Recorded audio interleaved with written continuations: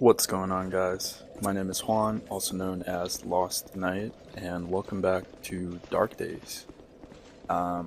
We have another funky start. If you're wondering why I'm at the holding sail bonfire, so I realized I finished the segment where you get off the boat and you go all the way up the jail, and I rested at the bonfire and I actually started on this area and I realized I forgot to record. So, ooh, got hit by the blast right there.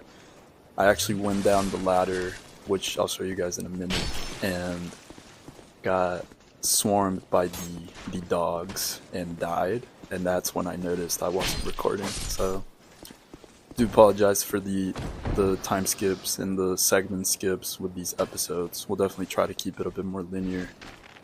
But yeah, you can see we're back here at the Lost Bastille. So this is that progression we were talking about. And arriving through this area, this is where if you come through this way, you can't actually access Lukitil. You have to get through the pursuer first, because the door on the other side of her tower, the one that we took to get back out towards Macduff, that door will actually be locked. So, yeah. And you can see a pretty nasty ambush down there.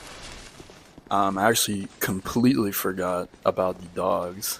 So I went down the ladder and I ran out, and then you can see my blood stain right here. Not paying attention, man. Probably shouldn't be playing these games so late, but it's alright. Death is just a part of this game, and honestly, it takes a lot for me to rage at a video game. So I mostly think it's funny when stuff like that happens. Alright, now that we dealt with those guys, we're gonna, I guess we got a couple more we gotta deal with first.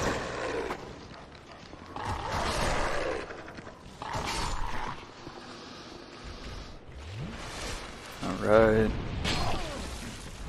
Damn, dude. I think we got a counter hit on him. And then here is how you would access through this area. You get to the other side of this gate. And there is that progression. So we already have the bonfire open because we did do the pursuer first. So no real need to go back through that area. So, dude, this dog is Neo, man. What's going on? There we go.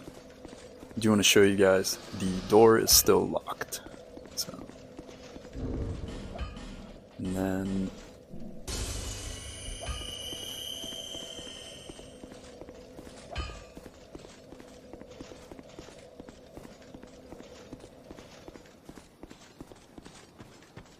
I think we can trigger the pursuer again. Maybe not. Did we forget to kill one of the... Wait. Hold on. I think it's around here to the... Yeah, there he is. So if you came through this area and you hadn't lit the bonfire, when you go through this little hidden chest right here, you can actually see the bonfire through the crack in the wall right there. But like I said, we already cleared through from the other side. We got an Estus shard. Alright. So we are actually going to keep going through this area a little later. We're actually going to make our way to a different area today, so gonna head back over to Majula.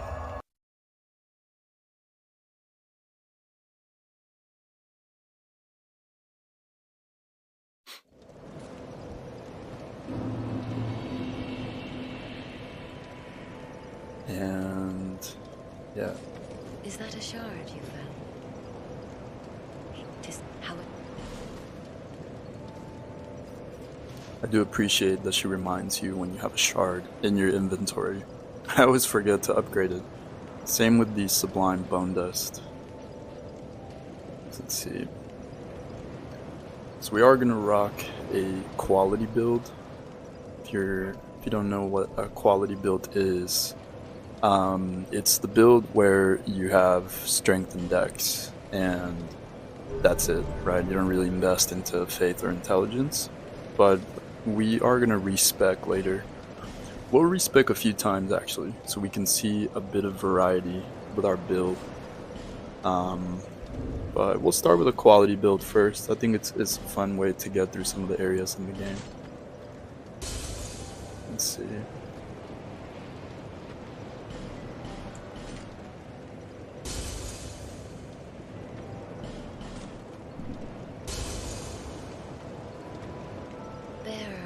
And Majula's always a vibe.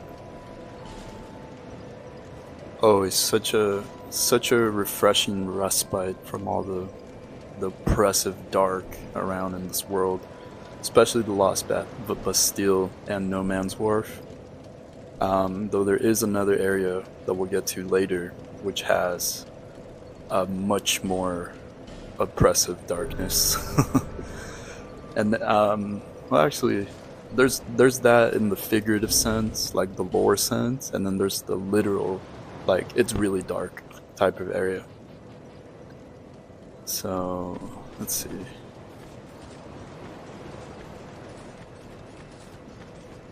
And I believe we can get a bit of dialogue from Solden over here. Look at how they heard it. Do you see that? So we can actually get a soul vessel from him once we get more people in Majula, but I think we haven't met that requirement, so yeah, he doesn't have anything else new to say. Long ago, did you notice these coin? If you Talking about the fissures between worlds, which we discussed earlier, the distorted flow of time in this land. Alright, so we are going to go today to we're gonna make our way into the Shaded Woods. Let's see, probably rock the Giant's Ring and Ring of Blades. It does make us a bit heavy. We'll drop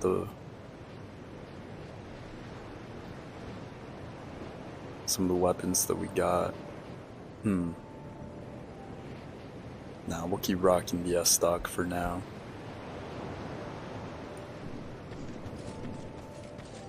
Alright. Do want to get rid of this fat roll though, so I think we'll drop the short bow. And should probably pick up a few life gems. So in the previous section, after the No Man's Wharf, we picked up a fragrant branch of yore. Now this item is used for curing petrification from statues, which you'll find scattered around the world. So the reason that we got one in No Man's Wharf, and then we also got a Pyromancer's Flame, is that we are supposed to use it to progress the story, which I think is pretty rad. But before we head into the Shaded Woods, we are going to do a little bit of housekeeping. So let's make our way over to Macduff, see what he's got going on. And the Fragrant Branch of Yore is actually going to allow us to unlock an important character. Important for a few reasons. They are blocking the way into the Shaded Woods, and they are also going to be an important character, much like Carillion, if you are using the spells in this game, particularly Pyromancy. You can see we could probably upgrade some of our gear. the Elite Knight set is such a top tier set, man. This is just the flagship set for these games, in my opinion. Dark Souls 2 has the Faram set, and then Dark Souls 3 has the I forget the name of the boss, the Soul of Cinder. But nothing beats the Elite Knight, man. It's just such a classic.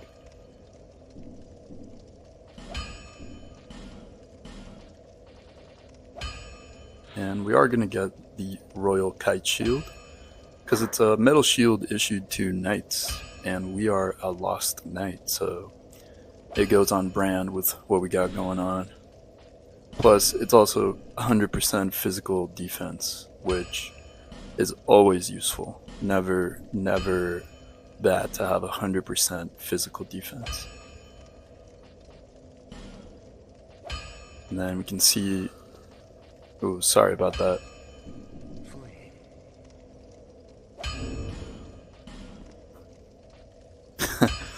Got the fridge making some noises in the kitchen.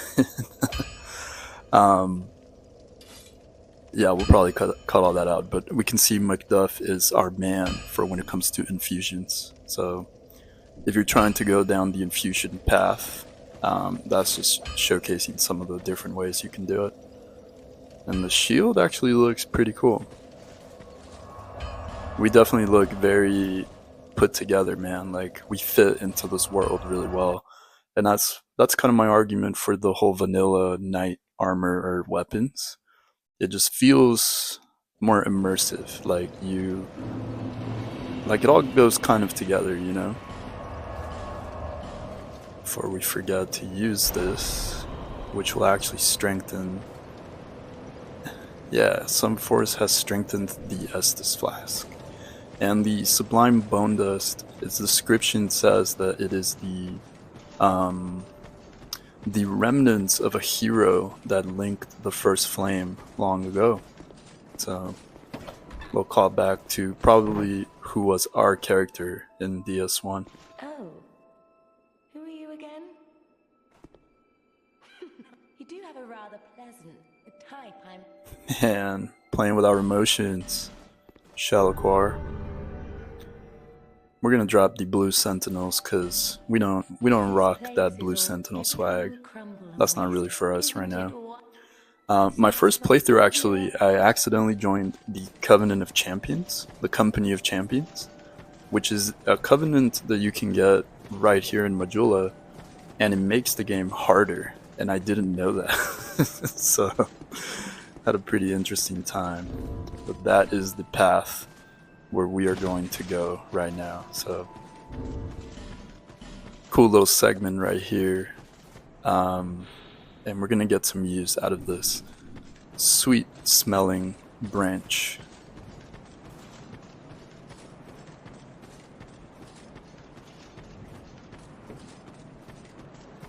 Slow ruins.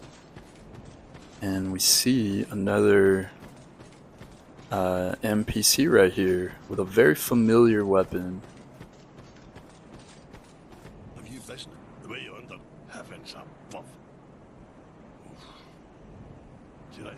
Benhard of Jugo, rocking the Moonlight Greatsword, classic on all From Software games. But this is may not be the true Moonlight Greatsword, which is quite interesting. Alright, so we see this room right here. Got these doors. You can actually open them right away and see that there is a little ambush waiting for you. And these guys are so freaky looking, dude. It's so gross. That weird sack thing. But yeah, so they don't actually aggro until you get the doors open. But we're gonna handle the guys on the floor because there are a few on those top doors, which we will get to. And here is the fragrant branch of yore. And we can hear what probably caused our poor damsel in distress to be petrified.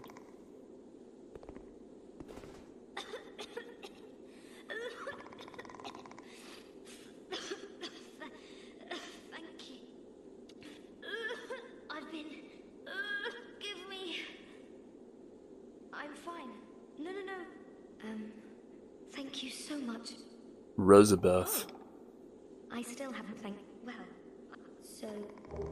And she talks about pyromancy, but she actually gives us a prism stone, which is pretty interesting. But just look. Do you have any clothing that you could? I'll take anything. Whatever you don't need. Anything at all will do. Just. And she'll wear pretty much anything you give her. For all you freaks out there who are thinking of the desert pyromancer set. But we're not that type of person, and we'll give her something pretty modest. For now, at least. Now, do be careful what items you give her, because she will now return them. And here we go. We got access to our pyromancer merchant. So, the Laurentius of this game. And she's actually related to Carillion, the man that we met at the dock earlier. So yeah, pretty cool. Now we can pull this lever and we're gonna trigger a pretty nasty ambush. So you see the door closes out and the guys on the top jump down. Now, had we not cleared out the guys in the bottom floor, we would have about 5 enemies to deal with.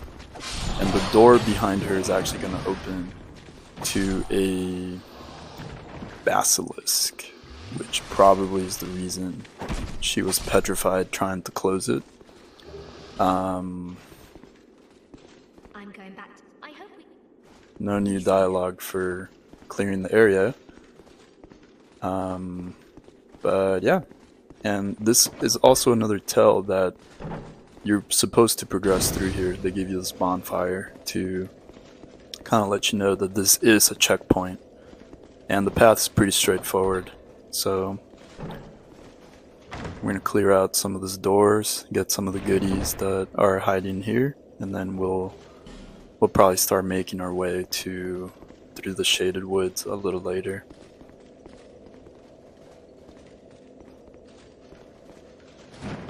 I also want to say, I don't know if you guys can hear it. I'll probably have to hear it in when I'm editing, but if you hear a little bit of snoring, it's my editor. He's kind of napping next to me right now, so he might snore a little bit, but this is a pretty interesting enemy right here. I don't remember him being here, or what his deal is. Pretty interesting. Alright. Human FG, Soul of a Proud Knight, and yeah, so this is the next main area of the game. And Dark Souls 2, it's not laid out very clear for you, obviously, but you're supposed to return to some areas. So we'll probably be passing through another time again a bit later, but let's see, another one of these. Dude, these guys are so ugly. Oh my god. I just can't get over it. Alright guys, we'll probably call it here and then we'll continue through on the next episode of Dark Days. Thanks for watching, and then I'll see you guys next time when we get through the next area, Shaded Woods.